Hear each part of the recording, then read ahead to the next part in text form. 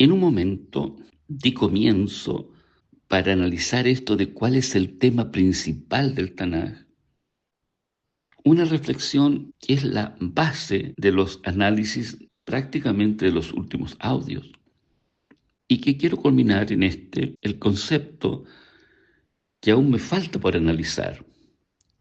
Había dicho que en el Evangelio de Marcos, en el capítulo 1, que después que Juan había sido encarcelado, Jesús comienza su misión. Me detuve en lo que él dijo, en que el tiempo era cumplido, en el concepto de que el reino de Dios está cerca. Me detuve en lo que es la esencia del arrepentimiento, en abrir los ojos con claridad que ante mí tengo al Mesías, con una identidad muy particular y que quiere comulgar conmigo y que me invita a que seamos uno como Él es uno con el Padre. Ese arrepentidos lo coloqué en la escena del ciego, en donde los discípulos de Moisés mezclan verdades con errores. Le dicen al ciego, mira, tú da gloria a Dios, pero no a este hombre, este es un palabrero que te está sanando, es un pecador. Tú quieres enseñarnos a nosotros, le reprenden estos discípulos de Moisés, sugiriéndonos que seamos sus discípulos. Tú eres su discípulo, nosotros no, somos discípulos de Moisés y hemos decretado que se prohíba hablar de este nombre, Jesús, como el Mesías. Será desterrado, será excomulgado, porque es una falsa enseñanza, es un error, es una mentira, no es la verdad. Eso se está diciendo, no es la luz, este hombre es tiniebla. Así que a ti te sanó Dios, pero no este hombre, porque tú, en esta condición en la que fuiste engendrado en pecado todo, ahí había una verdad, es una cita bíblica, y que Jesús la toca con mucha sutileza cuando nos dice que aun siendo malos sabemos dar buenas dádivas. Si hubiese habido un solo bueno, no habría tenido necesidad de venir Jesús a esta tierra. Él tuvo que venir porque por naturaleza somos malos. Y el problema con nosotros es el uso que le estamos dando a nuestro albedrío cuando queremos definir, decidir y promulgar lo que es el bien y lo que es el mal. Por lo tanto, ya hay un error profundo cuando alguien enseña o dice este pecado de Adán que heredamos sin tener culpa nosotros, y nosotros pobrecitos ahora tenemos que aceptar algo que sin hacer nada nos salva. Esta frase tiene algo de sutileza y suena lindo, pero cuidado, hoy somos responsables. Y esto pasa por no estudiar bien qué pasó con el primer Adán. Ahí hay una variable que se llama el albedrío de creer. Y el juego que le propone el archienemigo a Dios, ahí en el primer laboratorio de la vida, en ese huerto donde todo era perfecto y hermoso, pero había dentro de la perfección una variable que se estudia, se analiza desde otra perspectiva. Eso está bien que se haga, pero ahí hay una responsabilidad heredada. Y sin ir más lejos, es cosa que veamos nosotros con nuestros hijos. Hay un momento que los educamos, están bajo nuestra tutela, somos responsables, los niños comienzan a crecer y ellos por naturaleza propia en un momento determinado nos dicen, basta. Y de un día para otro son más sabios que nosotros y se alejan. ¿Qué pasó ahí? Ahí está el conflicto del Edén. Son libres de escoger, son responsables. Ellos tienen sus pautas de elegir lo que es bueno y lo que es malo. Así que esto no es tampoco hecho una culpa irresponsable al primer Adán. Está arrepentido, esa es la gracia que tiene. Es algo dinámico, que ha estado efervescente desde el Edén y lo estará hasta el fin de los tiempos. Y esa es la belleza que tiene Jesucristo, de que resucitó y a través del Espíritu Santo quiere tener comunión con nosotros, porque hay una responsabilidad vigente en todo momento, 24/7. Cada vez que usted está decidiendo y yo decidiendo en torno al bien y el mal, Dios desde el cielo me está responsabilizando a través de su Hijo. Este diálogo que tiene Jesús con el ciego, cuando le dice, en una condición ya de destierro, ya los fariseos le están diciendo, mira, tú eres un pecador y Dios hizo una obra en ti, pero por favor, nada con este hombre. Y ya en el destierro Jesús le dice, sabía lo que estaba ocurriendo, si acaso conoce al Hijo de Dios, crees en el Hijo de Dios. Y el hombre dice, pero es que dime quién es para creer. El que habla contigo es. Ahí está el concepto, la esencia del juicio que tiene Dios con la raza humana. Al que logra ver en Jesús al Hijo de Dios, al sanador, al que sustenta todo, al que me dice que aun siendo malo, sé dar buenas dádivas, que aunque fui en todo pecado concebido, nada está perdido. Hay mucho por triunfar, creyendo en el Hijo de Dios. Él me va a proveer con su presencia, con su Padre, y hará vida frases hermosas del Tanaj. Comprenderemos que la divinidad aloja y habita en los cielos infinitos, pero también con el quebrantado de corazón. Trascendencia, inmanencia. Ese es el Dios que nos busca. No estamos nosotros buscando a Dios. Él nos busca en su Hijo Jesús primero. Y desde la cruz, el propio Padre dice que cuando será levantado a todos atraerá a sí mismo. Es necesario que así sea, porque eso es lo que está previsto por el Creador de la vida y del amor, de la genuina libertad y de la verdad. Eso es lo que está ocurriendo. Por lo tanto, cuando le está diciendo, después de haber sido sanado y haber pasado este fiasco con los discípulos de Moisés, que dicho sea de paso, fueron y son y seguirán siendo los primeros enemigos espirituales del Evangelio de Jesucristo, de los discípulos de Jesús. Entonces, en esta lectura del arrepentíos y creed al Evangelio, decía, interesante, si el Señor dice que los que verán el reino son ungidos y nacen de agua y de espíritu, es el Espíritu Santo que nos va a conducir para entender las bellezas del Santo Evangelio. Esta palabra evangelio que debemos creer, ya hay una característica, el Evangelio se cree. ¿Qué hago con él? ¿Ya? ¿Dónde lo guardo? En tu corazón. Es una creencia. Es una creencia que me va a ayudar mucho al momento de elegir y definir lo que es el bien y lo que es el mal. A través del Evangelio ahora seré juzgado. A través del Evangelio seré ahora habilitado. A través del Evangelio entenderé muchas características más. En un repaso general, hay 108 citas que en la versión Reina Valera, con humildad la uso. Puedo usar cualquiera otra y encontrar más, en donde se usa directamente la palabra evangelio. Obviamente que no es necesario decir la palabra evangelio para entender en un contexto implícito que se usa de 1000 maneras más, pero en forma directa. En esas 108 citas encontramos nosotros características preciosas. Yo hice aquí un listado de estas 108, una por una. Casi todas mencionan dos características que son básicas. Dado que se cree, entonces se anuncia y se predica, y hay dos características importantes.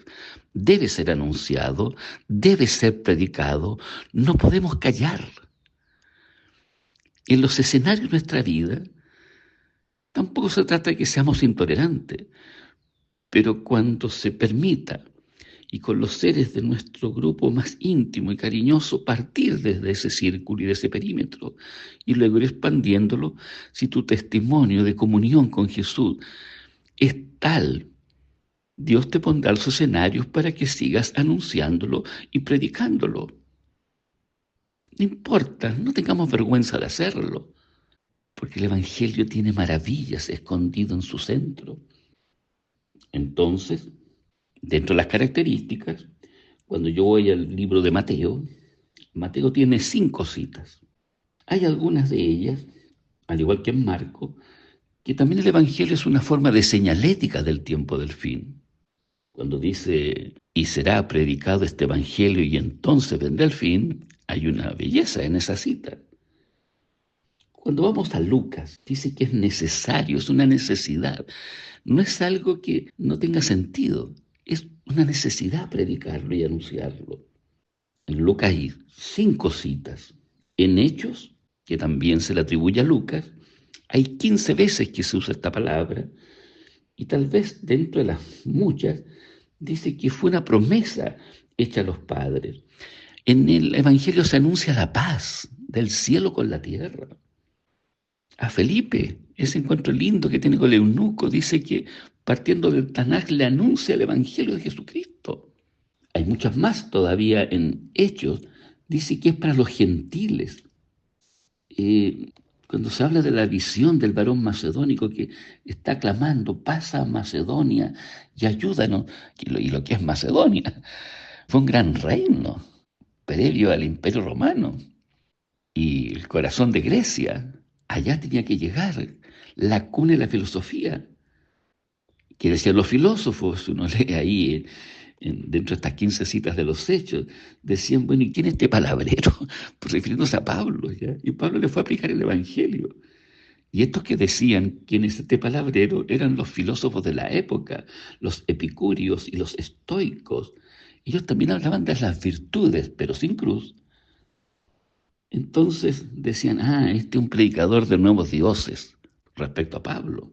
Entonces, hay belleza en estas características que nos menciona Pablo cuando empieza a predicar ahora. Él y cita en Romanos, en Corintios, en Gálatas, en Efesios. Ahí tenemos la gran cantidad de veces, son más de 70 veces que Pablo usa y es el que más nos aborda con características relucientes y nuevas. En Romanos hay algo que es maravilloso. Dice que se debe anunciar prestamente. ¿Quién nos avergüenza? Que es potencia de Dios para salud, para todo aquel que en él cree. Nos advierte que no todos obedecen al Evangelio. Es bueno ser ministro, ser llenado, dice, pero con todo el poder del Evangelio. Hay un esfuerzo para predicarlo, no es cualquier esfuerzo. Hay bendición en el Evangelio. En Corintios dice que nos exige no poner tropiezos ante el Evangelio, que el Evangelio engendra hijos de Dios, y ay de mí si yo no lo anunciare. Entonces, la pregunta es, pero hasta aquí son características. Y aquí me detengo por un momento, porque en Romanos y en Corintios yo diría que están las dos citas características, el centro del Evangelio. Primero, 1 Corintios 15. Se mencionan muchas características. Dice que será predicado el Evangelio que tú recibiste, en el cual perseveráis, el cual retenéis la palabra, para no estar en una creencia que es en vano. En otras palabras, el Evangelio salva y dice, y este es el Evangelio, tal como las Escrituras lo revelan. Es la muerte, sepultura y resurrección de Jesucristo. Es decir, que todo lo que hemos dicho hacia atrás, que el Evangelio debe ser anunciado, de que debe ser predicado, de que vale la pena, hay que anunciarlo, que algunos no lo obedecerán. ¿Pero qué será entonces la definición? Es la muerte, sepultura y resurrección. No le agreguemos nada más, por favor. Hoy día tiene una serie de anexos el Evangelio, depende de la congregación que usted vaya, y depende del lugar que visite, y que ni siquiera ha hecho un alto en lo que es el Evangelio. Y la otra cita que es importante, porque la pregunta es, bueno, muerte, sepultura y resurrección, pero ¿qué es lo que hay ahí contenido? Es cuando uno quiere inspeccionar lo que hay en el interior de un átomo. Cuando uno quiere abrir el átomo, quiere ver qué es lo que contiene, qué significa la muerte, sepultura y resurrección. Y ahí Romano nos da una belleza tremenda. Dice que ahí la justicia de Dios se descubre de fe en fe. Por lo tanto, cuando digo que yo no me avergüenzo del Evangelio, que es potencia de Dios para salud, estoy diciendo que en la muerte, sepultura y resurrección de Jesucristo se está revelando la justicia de Dios que se descubre de fe en fe. Y ya con esto yo puedo ahora ir traduciendo cada característica en todos los demás libros que aparecen ahí en el Nuevo Testamento. Por ejemplo, en 2 Corintios, dice que donde yo iba o donde va, dice, va por el Evangelio. Está encubierto, dice, para los que se pierden. ¿Qué es lo que está encubierto? La muerte, la sepultura y resurrección que revela la justicia de Dios de fe en fe para los que se pierden. Dice que el Evangelio alumbra. ¿Qué es lo que alumbra? La muerte, la sepultura y la resurrección de Jesucristo, que revela la justicia. Por eso soy responsable ante el Señor Jesús, hoy, mañana, y los días que aún restan de mi vida y de todos los que rodean, donde yo habito, donde yo trabajo, donde yo me muevo. Así que cuidado con echar la culpa irresponsable al primer Adán y diciendo, no, como él pecó, salimos todos mal. No, este asunto sigue. Cuando Jesús aparece, la respuesta no los trató así. Le dijo, ustedes son responsables hoy. Ustedes, yo estoy anunciando este evangelio del reino, pero como he venido los hago responsables. Mi Padre, a través de mí, responsabiliza al mundo. Los discípulos de Moisés quieren seguir deleitándose en Moisés. Jesús le dice que es más que Moisés, que él vino a abrir los ojos para decirles que Moisés, los salmos y todos los profetas de él están hablando. Él es el cumplimiento de la ley y de la profecía. Y los discípulos de Moisés no entendieron, por el contrario, emitieron un oficio, un edicto, que cualquiera que confesare que Jesús es el Mesías sea anatema. Él es un blasfemo, se hace igual a Dios, se dice que es uno con el Padre, y luego a través del bautismo del agua y del Espíritu dice que somos uno con ellos. Él quiere habitar en sus hijos. Eso es lo que estamos hablando. Y cuando analizamos este concepto de arrepentidos, de ahí nace todo, absolutamente todo. Todo lo demás es polvillo que se lleva el viento, humo que se va. Toda la obediencia legal de los discípulos de Moisés nunca entendieron que la ley era el ayo, era el maestro que nos lleva corriendo donde Jesús, que nos habilita para ahora estar en comunión con el Creador, que es mucho más que la ley en sí mismo. Eso es lo que está en juego. Cuando llegamos al libro de Corintios, dice que es digno de alabanza el Evangelio. Puede obedecerse por la fe, no es por obras. En Gálatas dice que el Evangelio puede ser pervertido. Es fácil traspasarse a otro Evangelio, no que exista otro, dice. Incluso dice que si un ángel del cielo predicare otro evangelio, sea anatema, sea maldito. O sea que van a haber intentos sobrenaturales de pervertirnos la muerte, la sepultura, la resurrección de Cristo, que revela la justicia de Dios de fe en fe. Que el evangelio no es según hombre. Pablo no lo recibió y no lo aprendió de hombre. El evangelio es vital para estar firmes en la libertad de Jesucristo. Cuidado, el evangelio no es judaizante. Eso es lo que estamos hablando y encontrando en cada detalle. En Efesios voy a decir algo que va a sonar una herejía. Da salud y esperanza. ¿Qué es lo que da el evangelio? ¿Qué hace la muerte, la sepultura y la resurrección de Jesucristo? Da salud y esperanza. Debe creerse. Y esta frase yo la digo con temor y temblor. Dice que somos sellados por el Evangelio de Jesucristo a través del Espíritu Santo. Voy a repetir. Nos da salud y esperanza. Se cree. Esta salud y esperanzas ha de creerse, pero que somos sellados por el Evangelio. Pregunto, ¿qué es lo que nos sella? La muerte, la sepultura y la resurrección de Jesucristo. ¿Qué es lo que nos sella? La justicia que está escondida ahí de Dios y que la opera de fe en fe. Ese es el sello de los hijos de Dios. Jamás ha sido un día que está formando parte de una ley. El Evangelio es mucho más amplio que la ley. Y el Espíritu Santo, si lo pone en balanza con respecto a un día como el cuarto mandamiento, que siendo glorioso, siendo un mandato de 10, por una idea antojadiza de una lectura que ha sido, yo diría, sesgada, incompleta. El Nuevo Testamento, cuando habla del sellamiento, está hablando del Evangelio de Jesucristo y que a través del Espíritu Santo se produce ese sello. Y es lo que nos mantiene vivos, porque no es una cosa teórica intelectual, porque a través del Evangelio me está diciendo: yo quiero convivir, haré morada con el Espíritu Santo en el corazón, donde está el centro operativo del intelecto, de las decisiones.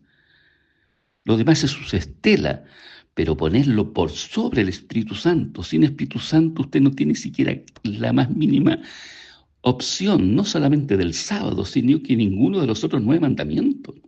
Y hoy día hablamos del sábado como si nosotros cumpliéramos los 9 y estamos ok, a la altura de lo que Jesús quiere, de la obediencia perfecta de Cristo sobre ellos. Cuidado. Efesios está diciendo que somos sellados por el Evangelio de Jesucristo, sellados por la muerte, la sepultura y la resurrección del Señor Jesús, sellados en algo que es de hechura divina para reivindicar la justicia de Dios. Ese es el sello, no es el sábado. A través del Evangelio se forman los herederos. Capítulo 3 de Efesios contiene las inescrutables riquezas de Cristo, el Evangelio. Se le conoce como el Evangelio de la paz y estamos llamados a combatir por la fe del Evangelio. Solamente fe, en esas 5 características, hay bellezas preciosas. En Filipenses hay 9, en Colosenses hay 2, en Tesalonicenses hay 6. Dice que nos da potencia. Nos da una potencia con brillo, esfuerzo, valor, intrepidez. ¿Pero qué es lo que hace eso el sábado? No. Es la muerte, sepultura y resurrección de Jesucristo. Segunda Tesalonicenses 1:8. Puede no obedecerse. Su objetivo es alcanzar la gloria de nuestro Señor Jesucristo. Primera Timoteo es un encargo, el Evangelio de la gloria de Dios. Segunda Timoteo, a través del Evangelio quita la muerte, sale a luz la vida y la inmortalidad. No hay espacio para la vergüenza.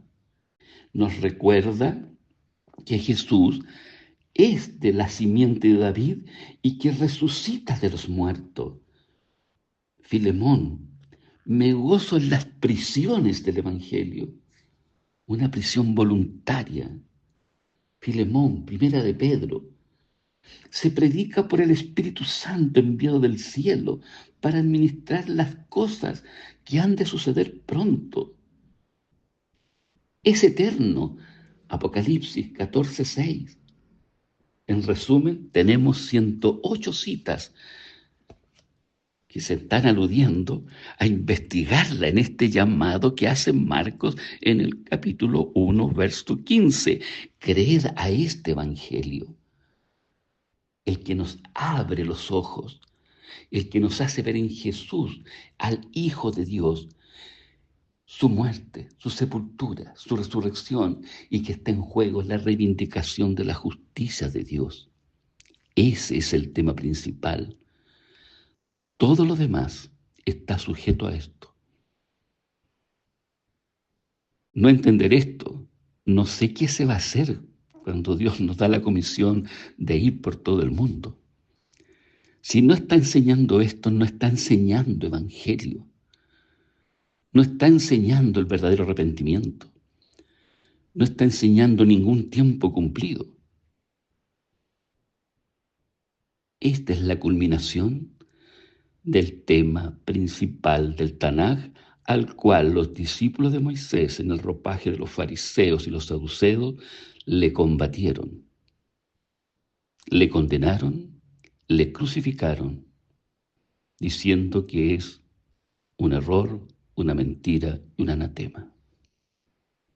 Los hijos de Dios estamos llamados a predicar este evangelio, no otro.